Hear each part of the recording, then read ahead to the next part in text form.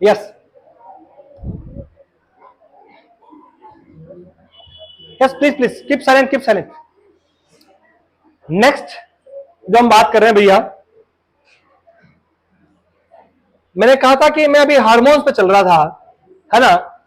हमने जो endocrine gland पढ़ी थी कि ये क्या करती हैं, ऑर्गन सिक्रीट करता है हार्मोन्स को, ठीक है, और ब्लड के थ्रू जो टारगेटेड सेल्स होती है वहां पर पहुंचता है, ठीक है। मैं उसी को मैंने पाथवे में लिखा है, आप देखें हार्मोन्स जो होता है जनरली रिलीज होता है, और in response to the specific stimulus, ठीक है। फॉर एन एग्जाम्पल आपने कोई फूड कंज्यूम किया, स्टमक में गया, ठीक है, तो उसको पता है स्टमक को मुझे डाइजेशन करवाना है, ठीक है, मुझे HCl का सिक्रेशन कराना है, तो जो पैराइटल सेल है वो HCl का सिक्रेशन कराएगी, बट जो गैस्ट्रीन हार्मोन है जो जी सेल से निकलता है, ठीक है, वो भी सिग्नल भेजेगा किसको, पैराइटल सेल को, विच सिक्रीट मोर HCl। ऑब्वियसली उसको पता है कि स्टिमुलाई आया, फूड आया, ठीक है, फूड आया तो मुझे उसको डाइजेस्ट करना है तो एक स्टिमुलस जाएगा हार्मोन्स को कि उसको जो भी जरूरत है वो उस हार्मोन को क्या कराए। भैया सुन लो प्लीज, कि जो भी हार्मोन है वो सिक्रीट हो रहा, फिर समझ में आता नहीं है। हम सिलेक्शन के लिए आए, मैं फिर कह रहा हूं बच्चों, हम यहाँ टाइम पास करने नहीं आए। टाइम पास करने आए तो बातें करो, हाँ हूं करो, मुझे कोई दिक्कत नहीं है।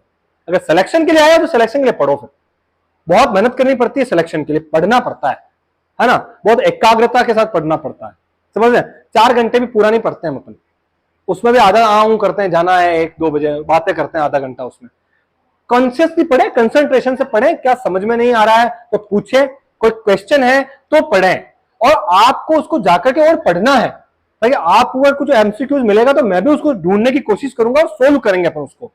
मैंने पढ़ा दिया, that is not enough for you, आपको भी इतनी मेहनत करनी पड़ेगी। जब मैं पहले दिन पढ़ाने आया था तब भी मैंने कहा था कि थोड़ा आपको चलना पड़ेगा, थोड़ा मैं चलूंगा, तब जाके हम वहां पे पहुंचेंगे मंजिल तक। केवल मैं ही चलूंगा, आप नहीं चलेंगे तो सिलेक्शन नहीं होगा इससे। हम एक तो होता है भाई, अरे यार माँ बाप ने कहा नहीं मैं कोचिंग कर रहा हूं, लिया थैला सुबह पहले तक तक तक तक कोचिंग, है ना, फिर आ गए घर पे, 2 दिन आए 4 दिन आए नहीं, बैठ गए, शांति हो गई। ऐसे सिलेक्शन नहीं होता भाई। मन से इंट्यूजन्स आने चाहिए, इंट्यूजन्स कि हम सिलेक्शन के लिए पढ़ रहे हैं, है ना, घर को दिखाने के लिए। अरे बच्चा, मेरा बच्चा तो कोचिंग जाता है भाई, नर्सिंग की कोचिंग करा, नर्सिंग कोचिंग पढ़ रहा है, लेता सुबह था तैयार वैयार होकर, बाल वाला सुटेड बुटेड होकर चला जाता है, बस में बैठ के गाड़ी लेके हीरो होंडा पे पहले चला जाता है। उससे नहीं होता सिलेक्शन। डेडिकेशन होना पड़ेगा आपको, डेडिकेशन रखना पड़ेगा सिलेक्शन के लिए। अगर खुद के लिए, परिवार वालों के लिए दिखाने के लिए आ रहे हो तो अलग बात है, और सेल्फ डेडिकेशन खुद के सिलेक्शन के लिए आ रहे हो तो अलग कहानी है। हजारों लोग एग्जाम देते हैं, आजकल लाखों लोग एग्जाम दे रहे हैं, सभी सेलेक्ट नहीं होते हैं, है ना। उनमें से आपको, है ना, जो दूध होता है उस पर मलाई आती है ना, मलाई, तो मलाई लाने के लिए वो बहुत उबालना पड़ता है, तब आती है मलाई। कच्चे दूध में मलाई नहीं आती, आती है क्या? नहीं आती, वो उबलता है, फिर ठंडा होता है तब आती है मलाई। तो मलाई बनने के लिए आपको मेहनत करनी पड़ेगी, बहुत मेहनत करनी पड़ेगी, ठीक है। इसलिए तो जब भी टाइम मिलता है उसको, जो पढ़ा है उसको पढ़ने की कोशिश करो, बजाय फालतू की चर्चा करने की, है ना। यहाँ पे यारी दोस्ती बातें निभाते रहना। हाँ भैया, जो मैं बात कर रहा था हार्मोन की, हार्मोन मैंने कहा था सिक्रीट होता है, लेकिन हार्मोन ऐसे तो सिक्रीट नहीं होते हैं, कुछ बॉडी को होम्योस्टेसिस को बैलेंस करने के लिए सिक्रीट होते रहते हैं, क्लियर। लेकिन कुछ स्पेसिफिक स्टिमुलाई होते हैं, वो हार्मोन को क्या करते हैं, सिक्रीट करवाते हैं। मैंने एग्जांपल दिया आपको फूड का, आपने फूड कंज्यूम किया, उसका डाइजेशन करना है, तो एग्जांपल मैंने दिया कि सपोज स्टमक के अंदर गैस्ट्रिन हार्मोन सिक्रीट होता है, वो पैराइटल सेल्स को कहेगा कि आप HCl को सिक्रीट करो, ताकि HCl क्या करे भैया, डाइजेशन करे। यहां तक कहानी समझ में आई। फिर मैंने कहा कि जहां पर भी हार्मोन सिक्रीट होता है, वहां से मैंने कहा ब्लड के थ्रू कहां पहुंचता है, पर्टिकुलर सेल या पर्टिकुलर टिश्यू या पर्टिकुलर ऑर्गन, जहां पर उसको क्या करना होता है, एक्शन करना होता है, वहां पर वो क्या करता है, पहुंचता है, reach at the target cell और द टिश्यू। यही कहानी है। फिर क्या होता है, मैंने कहा आपको अभी रिसेप्टर बताए थे, कि मैंने कहा कि हार्मोन ऐसा तो है नहीं खुले सांड की तरह छोड़ दिया, जहां जाएगा अपना एक्शन कर देगा। हर हार्मोन के अपने अपने रिसेप्टर्स होते हैं, आइदर वो रिसेप्टर सेल मेम्ब्रेन के ऊपर पाए जाते हैं या प्लाज्मा मेम्ब्रेन के ऊपर पाए जाते हैं, आइदर वो रिसेप्टर कहां पाए जाते हैं, न्यूक्लियस के अंदर पाए जाते हैं। समझ में आई। कुछ साइटोप्लाज्म में भी होते हैं, लेकिन मैंने उनको सेल मेम्ब्रेन में काउंट कर लिया, क्लियर। और न्यूक्लियस में पाए जाते हैं, वो वहां पे बाइंड होते हैं और उसका पर्टिकुलर जो एक्शन होता है वो सेल क्या करती है भैया, परफॉर्म करती है। यहां तक समझ में आ रही कहानी? तो मैंने कहा वो जाते हैं टारगेट टिश्यू पे, वहां जाकर के बाइंड होते हैं at the specific receptor side on the surface of the cell. समझ में यहां तक कहानी? जैसे ही वो बाइंड होते हैं और उसके अकॉर्डिंग वो पर्टिकुलर क्या करते हैं भैया, एक्शन परफॉर्म करते हैं। और एक्शन जो परफॉर्म करते हैं, मैंने एक लाइन लिखी थी, that is a feedback mechanism. Feedback, feedback दो तरीके का होता है, एक होता है पॉजिटिव फीडबैक, एक होता है नेगेटिव फीडबैक। क्या होता है मैं बात करूंगा। Stimulate to perform specific action through positive feedback mechanism, और नेगेटिव भी हो सकता है। वो क्या होता है मैं भी बात करता हूं। क्या दो मैकेनिज्म मैंने लिखे, पूछे जाते हैं एग्जाम में। क्या that is positive feedback mechanism. Positive feedback mechanism को आप अगर देखते हैं तो कोई भी स्टिमुलाई है, जैसे मैंने आपको मैं कॉमन एग्जांपल ले रहा हूं फूड का, है ना। आपके अंदर फूड गया, आप जितना खाना खाते जाएंगे, जितनी बार खाना खाते जाएंगे, तो गैस्ट्रिन हार्मोन क्या होगा, सिक्रेशन करता जाएगा। एचसीएल को बोलेगा भैया खाना आएगा, तो उसको डाइजेशन करना है उसको। समझ में आ रही है? तो फूड क्या हो गया हमारा, स्टिमुलाई हो गया। तो जितना ज्यादा क्या है भैया, स्टिमुलाई जाता जाएगा, वैसे वैसे हार्मोन का रिलीज क्या होता जाएगा, आपका इंक्रीज होता जाएगा। समझ में आई? और जब तक कि वो पर्टिकुलर प्रोसेस, मैंने 2-4 रोटी खा ली, हार्मोन निकल गया, एचसीएल निकल गया, उसने उसको डाइजेस्ट कर दिया, उसका पर्टिकुलर प्रोसेस जो है जब तक कि वो कंप्लीट नहीं कर देता है, तब तक वो हार्मोन क्या होता है भैया, निकलता रहता है। ऐसा ही होगा, मैं खाना खाता रहूंगा, एक स्टिमुलाई है, हाँ खाना पूरा पच गया, उस हार्मोन का काम, एचसीएल का सिक्रेशन अपने आप क्या हो जाएगा, कम हो जाएगा। अगर ज्यादा एचसीएल निकलता ही रहेगा पॉजिटिव, तो एसिडिटी हो जाएगी भैया, मोर एचसीएल हो जाएगा, अल्सर हो जाएंगे, पेप्टिक अल्सर हो जाएंगे, गैस्ट्रिक अल्सर हो जाएंगे, हो जाएंगे ना, ठीक है ना। बिकॉज वो जो स्टिमुलाई मिलता रहता है और उससे हार्मोन रिलीज होता रहता है, उसको हम क्या बोलते हैं भैया, पॉजिटिव फीडबैक मैकेनिज्म बोलते हैं। यहां तक कहानी समझ में आई? जैसे ही उस हार्मोन का काम पूरा हो जाता है कि अब मेरा काम भैया, खाना बंद हो गया, खाना मैंने पूरा पचा लिया, स्टमक से मैंने आगे उसको धकेल दिया, खाना, उसका काम पूरा हो गया हार्मोन को। फिर हार्मोन क्या करता है, सिग्नल भेजता है वापस। गैस्ट्रिन हार्मोन क्या करेगा, सिग्नल भेजेगा। मैं ऐसे एग्जांपल ले रहा हूं उसका केवल, है ना, बहुत सारे हार्मोन है। क्या पेरेटल सेल को हार्मोन भेजेगा कि भैया जो मैंने काम कहा था वो काम मेरा पूरा हो गया है, अब आप हार्मोन का सिक्रेशन क्या है, कम कर दो, कम कर दो। उसको क्या बोलते हैं भैया, that is a negative feedback mechanism. क्या बोलेंगे, नेगेटिव फीडबैक मैकेनिज्म। ये क्या होता है, कब होता है शुरू, after the completion of the process. क्या वो क्या करेगा, उसका एक्शन क्या हो जाएगा, उल्टा। पहले हार्मोन ज्यादा रिलीज हो रहा था, अब आइदर कम रिलीज होगा या स्टॉप हो जाएगा। समझ में आ रही है? तो एक्शन रिवर्स, स्टिमुलस जो होता है वो स्लो हो जाता है या इनहिबिट हो जाता है, उसकी वजह से हार्मोन का सिक्रेशन क्या हो जाता है भैया, स्टॉप हो जाता है। और इसी को क्या बोलते हैं, होम्योस्टेसिस। हाँ, इससे क्या होता है, पूरा बॉडी का एक बैलेंस, एक पूरा बॉडी का फ्लूइड एंड इलेक्ट्रॉन बैलेंस, उसको होम्योस्टेसिस कहते हैं। मतलब बैलेंस के लिए, अपन बॉडी बैलेंस के लिए, है ना, इंटरनल एनवायरनमेंट के बैलेंस के लिए वर्ड यूज करते हैं, दैट इज होम्योस्टेसिस। इससे हार्मोन कभी ज्यादा भी नहीं होता है, कभी कम भी नहीं होता है, that is known as the homeostasis. और दो मैकेनिज्म के बिहाफ पे होम्योस्टेसिस होता है, that is a positive feedback mechanism और नेगेटिव फीडबैक। समझ में आई? एक तो नेगेटिव में क्या करेगा, वो पर्टिकुलर हार्मोन को क्या करेगा, इनहिबिट करेगा या स्टॉप करेगा, और एक और सिग्नल कहां भेजेगा, जो दूसरे हार्मोन है जो और स्टिमुलस दे रहे हैं, उन हार्मोन को भी कहेगा भैया तुम्हारा काम हो गया, तुम चुप बैठो, है ना। वो भी उसको क्या कर रहे थे, वो पिंच करते हैं, है ना, दोस्त होते हैं ना, पिंच करते हैं शैतान दोस्त को। कोई शैतान दोस्त होता है, खुद कुछ नहीं करते, उसको चलाते हैं, है ना। तो ऐसे बहुत सारे और अदर हार्मोन और होते हैं जो क्या करते हैं, उसको स्टिमुलाई देते रहते हैं। तो वो ग्लैंड क्या है, एक तो उससे स्टिमुलस मिलता है और अदर हार्मोन से भी मिलता है। तो एक स्टिमुलाई को भी बंद करना है और अदर हार्मोन जो उसको बढ़ा रहे हैं, चढ़ा रहे हैं, उसको भी क्या करेगा, वो बंद करेगा। दैट इज नेगेटिव लूप बोलते हैं उसको, उसके बारे में मैं डिस्कस करता हूं। That is negative feedback loop बोलते हैं, मैंने लिखा है इसी वजह से कि दोनों तरह का एक्शन होता है नेगेटिव में। It regulate the hormone secretion by the hypothalamus और पिट्यूटरी, जो भी है लाइन लिखी मैंने, increase amount of target gland hormone in the blood stream, बढ़ जाता है तो क्या कहता है, decrease the secretion of the same hormone. समझ में आई? And other hormones that stimulate its release. ठीक है, मैं इसको हाईलाइट किया, समझ में आई कहानी? थोड़ा सा और है, कुछ रिस्क फैक्टर्स है कॉमन, मैंने ऐसे ही लिखे, चलो ऐसे ही समझना आप। एज हो सकता है, ठीक है, मैं अपने डिटेल में एक एक डिजीज में पढ़ेंगे, है ना। हेरिडिटरी हो सकता है, कंजेनिटल फैक्टर्स हो सकते हैं, इनको समझा नहीं रहा हूं मैं। ट्रोमा हो सकता है, ब्रेन ट्यूमर हो सकता है, ट्यूमर में ज्यादा भी हार्मोन निकलता है, कम भी निकलता है, बात करेंगे, ठीक है। इन्वायरमेंटल फैक्टर हो सकते हैं, और consequences of the other health problems of surgery हो सकते हैं। कुछ रिस्क फैक्टर्स, इनका ज्यादा कोई रोल नहीं है। कुछ स्पेशल नोट लिखे मैंने हार्मोन से रिलेटेड, जो क्वेश्चंस आते हैं एग्जाम में उनके कारण देखें। कुछ एनाबोलिज्म हार्मोन होते हैं, एक वर्ड लिख रहा हूं मैं यहां पे यूज कर रहा हूं, दैट इज मेटाबॉलिज्म। मेटाबॉलिज्म का मतलब समझना होगा आपको, that is any chemical reaction, जो कोई भी केमिकल रिएक्शंस होती है, ठीक है, वो क्या किसका पार्ट है भैया, मेटाबॉलिज्म का पार्ट है। आइदर मैं सिंपल सा दो हार्मोन बताता हूं, थोड़ा कैटाबॉलिज्म और एनाबॉलिज्म। केटा से ज्यादा कट, कट की आवाज आती है केटा में, है ना, स्पेलिंग CATA होती है, लेकिन कट, कट का मतलब क्या होता है भैया, ब्रेकडाउन। मतलब जो कॉम्प्लेक्स मॉलिक्यूल्स हैं उनको स्मॉल स्मॉल मॉलिक्यूल्स में ब्रेकडाउन करना, कट करना, तोड़ना, ठीक है, तो उसी को क्या बोलते हैं अपन, कैटाबॉलिज्म। और उन्हीं को जोड़ करके एक molecule banana, that is anabolism. अब कभी नहीं भूलोगे, हाँ, लोग कंफ्यूज होते हैं, एनाबॉलिज्म का मतलब क्या, कैटाबॉलिज्म का मतलब क्या।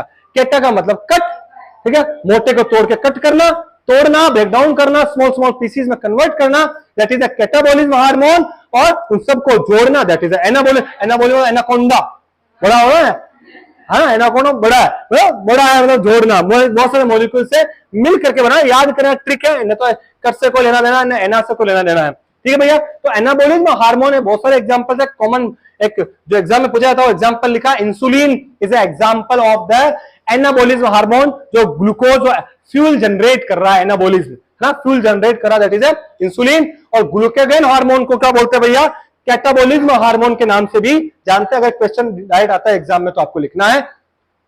लाइफ सेविंग हार्मोन के नाम से अगर कोई क्वेश्चन पूछा जाता है, दैट इज एल्डोस्टेरोन हार्मोन, जिसको लाइफ सेविंग हार्मोन बोलते हैं। एक लाइफ प्रोटेक्टिंग हार्मोन और होता है भैया, that is glucocorticosteroid, corticosteroid, that is cortisol.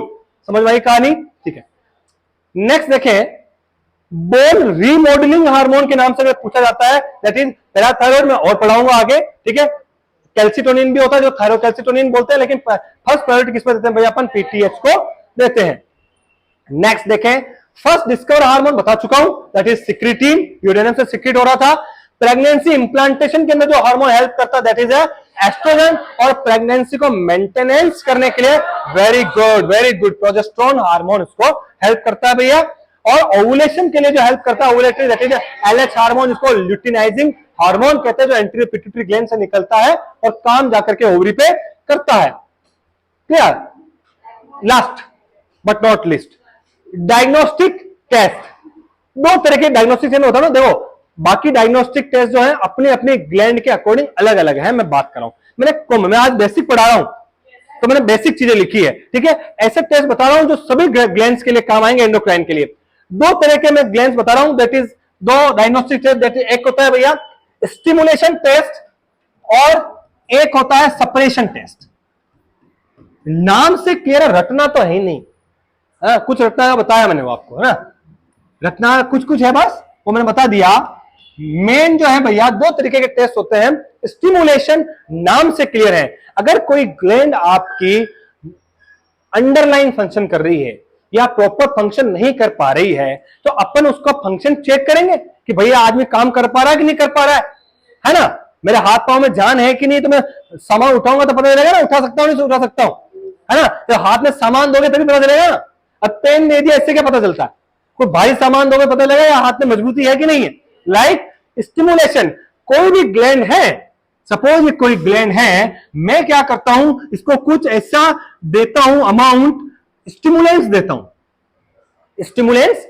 हूं, ऐसे सब्सटेंस देता हूं जो क्या करते हैं, उसको स्टिमुलेट करे, लेकिन उसकी डोज भी मीजर होनी चाहिए, ओवर एक्शन भी नहीं होना चाहिए। और एक डोज आपका मीजरिंग डोज में अपन क्या देते हैं भैया, उसको स्टिमुलाई देते हैं, और वो सेल के ऊपर क्या करता है, एक्ट करता है। अगर सेल के ऊपर एक्ट करेगा, उसके बाद अपन क्या देख लेंगे, इसका रिजल्ट देख लेंगे, उसका एक्शन देख लेंगे, है ना, या उसका जो हार्मोन है वो सिक्रिट हुआ है कि नहीं हुआ है, हम उस हार्मोन का क्या कर लेंगे, लेवल को क्या करेंगे भैया, मेजर कर लेंगे। भैया 3 चीज बताई मैंने, बस यहां पे सिर्फ 3 चीज बताई मैंने यहां पे आपको। एक तो क्या है, सेल है, उसको आपने क्या दिया, स्टिमुलस दिया, ठीक है, कुछ सब्सटेंस दिए जो स्टिमुलेट की तरह काम कर रहे हैं, सेल उसके अगेंस्ट में वर्क करेगी और हार्मोन को क्या करेगी, रिलीज करेगी। स्टिमुलेट दे रहे हैं वो भी एक मेजरिंग अमाउंट में होना चाहिए, और जो हार्मोन निकाल रहा है उसका लेवल भी अपन क्या कर लेंगे, मेजर कर लेंगे। इससे अपने को ये पता चल जाएगा कि आपकी ग्लैंड में जान बची है कि नहीं बची है कि वो हार्मोन को रिलीज या प्रोड्यूस कर सके। अगर आपका स्टिमुलेट देने के बाद भी अगर वो प्रॉपरली हार्मोन को प्रोड्यूस नहीं कर पा रही है, मतलब आपकी ग्लैंड क्या हो गई है, माल फंक्शन हो गई है ना, आपकी ग्लैंड क्या हो गई है भैया, माल फंक्शन हो गई है। समझ में आई कहानी, ठीक है। सेम इसका उल्टा, सेम इसका उल्टा, अगर आपकी सेल जो है, इसको बोलते हैं स्टिमुलेशन, अगर ओवर फंक्शन कर रही है, बहुत ज्यादा हार्मोन रिलीज कर रही है, तो मैंने ऐसे स्टिमुलाई दिए उनको जिससे क्या हो, उसको वो सप्रेस हो जाए। वो मेजरिंग अमाउंट में मैंने दिया, ठीक है, और उसका हार्मोन का लेवल मैंने मेजर कर लिया कि मैंने जो सप्रेशन दिए हैं उससे उसका हार्मोन का लेवल कम हुआ है या नहीं हुआ। अगर हार्मोन का लेवल कम नहीं हुआ है, मतलब वो क्या कर रही है, ओवर फंक्शन कर रही है, मतलब वो क्या कर रही है, ओवर फंक्शन कर रही है, सप्रेस नहीं हो पा रही है। समझ में आई कहानी, ठीक है।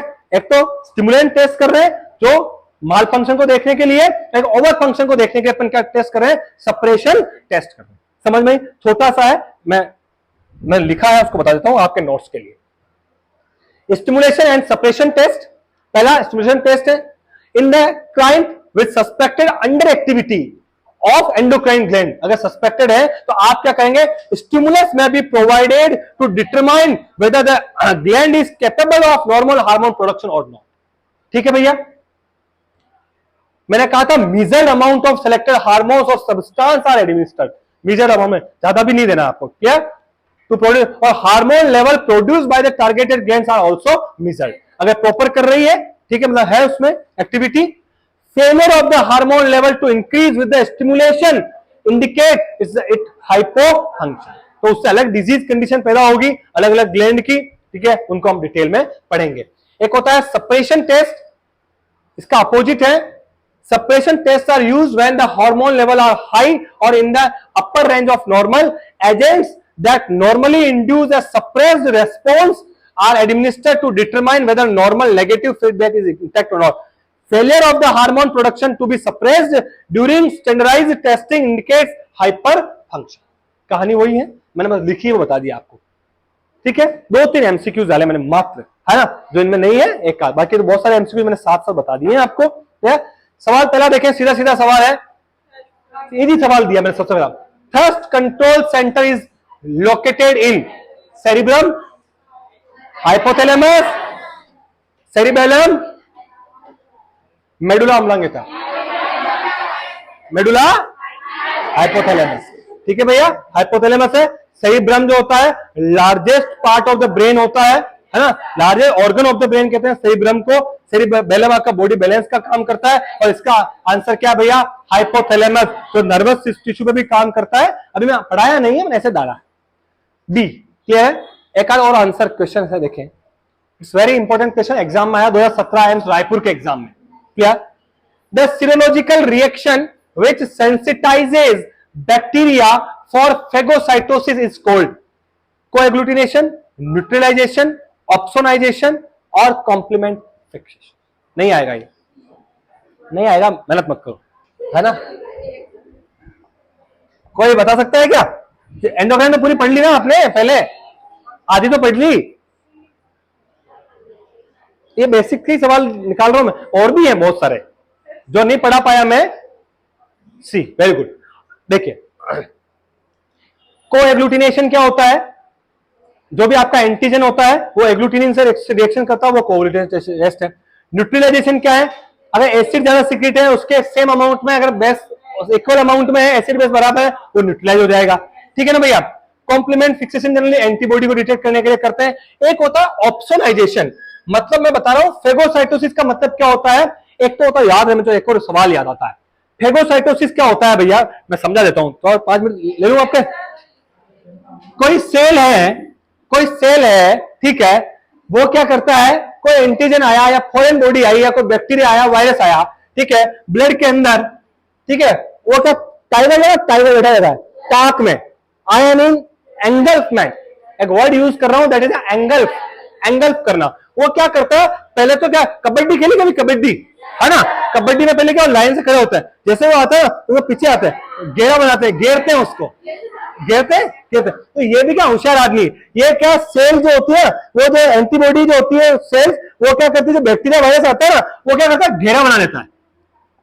ये क्या करता है भैया, ये घेरा बनाता है, ऐसे घेरा बना लिया इसने, और आने दे इसको, क्या बोला, आया भाई, ये आता रहता है, जैसे आया अपने कब्जे में आया, ठीक है, और इसने क्या कर दिया,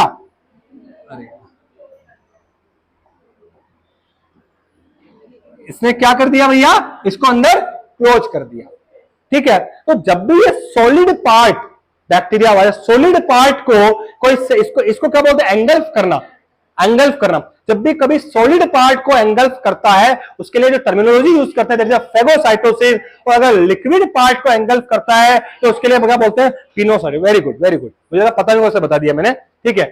यहां पर जो मैं बात कर रहा था, यहां पे क्या होता है, एक ऑप्सिन होता है, जो ऑप्सिन एज ए एंटीबॉडी की तरह काम करता है, ठीक है। वो बैक्टीरिया जो होता है वो एज ए एंटीजन की तरह काम करता है, ठीक है। वो क्या करता है, ऑप्सिन एज ए बैक्टीरिया को एंगल्फ करता है। तो मैंने जो क्वेश्चन लिखा था, serological reaction which sensitizes bacteria for phagocytosis is called. उस रिएक्शन को क्या नाम देते हैं भैया, याद रहे, डायरेक्ट क्वेश्चन एम्स रायपुर 2017 में आया हुआ क्वेश्चन है, ठीक है। That is opsonization. उस प्रोसेस को क्या बोलते हैं, जहां पर भी TION लग जाता है वो क्या हो जाती है, प्रोसेस हो जाती है। जहां पे ASE लग जाता है वो क्या हो जाता है, एंजाइम हो जाता है। क्लियर। मोस्ट ऑफ कुछ अपवाद और है, कुछ अपवाद भी होते हैं, है ना, कल को पकड़ लो सर आपने बोला था, ठीक है। तो क्या भैया, ऑप्सोनाइजेशन। एक सवाल लास्ट है, the most common ionized mediator of hormone action in our body is calcium. याद रहे, आंसर इज कैल्शियम। ए।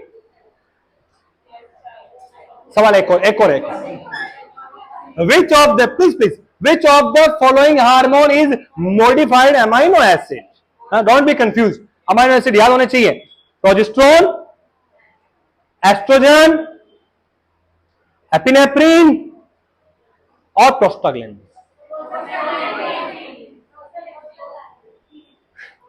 मैंने पढ़ा था, देखा था, हाँ, प्रोस्टाग्लैंडिन लिपिड सोल्यूबल में बताया था मैंने।